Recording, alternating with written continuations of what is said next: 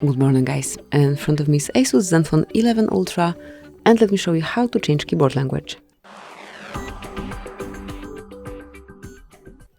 At first open new message or any other area where you've got access to your keypad. Actually we do have two languages right now, so as you can see just by tapping on the word icon you can switch between languages. But to apply a new one and also remove some unnecessary languages, open the settings, go to languages, tap on add keyboard. Select the language that you want to apply, just provide it in the search area or scroll to find it.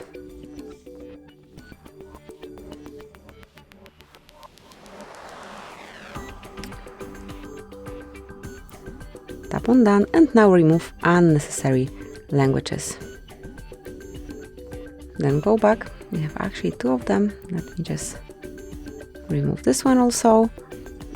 So once you have one language only, here you've got it, and there is no word icon to change it. And this is it, that will be all. Thank you for watching, please subscribe our channel and leave the thumbs up.